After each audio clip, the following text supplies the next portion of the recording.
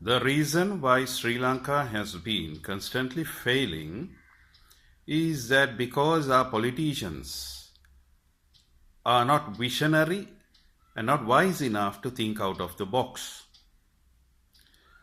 Our nation's economy was ruined since independence, which the citizens also should understand, for they are responsible for electing the wrong people to office to govern this country. Up to 1970, our rupee was a little stable. Then 70 to 77, it was it started eroding, and thereafter, after 77 to 1993, it was eroding, but with development works being carried out. Then thereafter, after 1994 to 2000, 2014, it eroded rapidly. Then thereafter, from 2015 to 2019, again it started eroding. Then after 2019, it was a very bad shape. It eroded totally at a terribly it eroded, and the country was unable to pay back its foreign debt, and they declared bankruptcy. But now, even while in bankruptcy, the politicians elected to office, even in 2020, weren't wise enough to make use of our resources that are idling in our state, in our country, to be put to use and boost the local production, by which it would contribute to increase our gross domestic income, as well as it will create many entrepreneurs in Sri Lanka.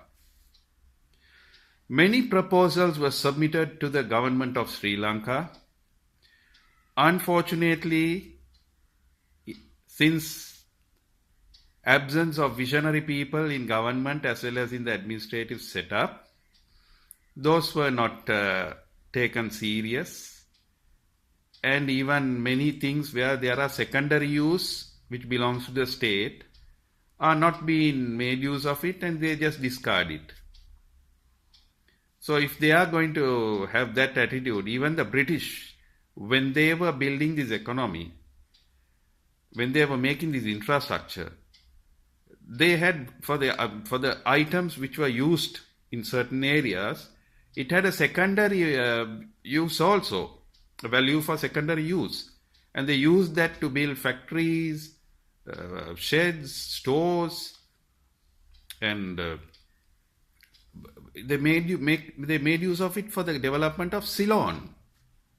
So they were determined to build the economy of Sri Lanka and make profits. But our politicians, they don't want this country to prosper. They want to borrow and feed the people, borrow and feed the people, borrow and feed the people, so that foreign countries will give us credit lines.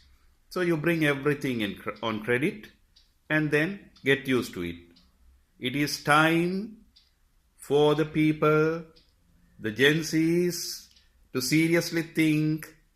Do not let governments to keep on borrowing. Your future is at stake. Please consider not to elect people who only want to borrow.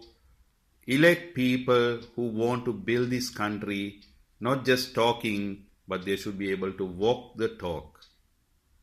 So let's see how you all are going to make use of this, and how you all are going to think differently, and how we all are going to build a better country. Thank you for being with us. Stay blessed.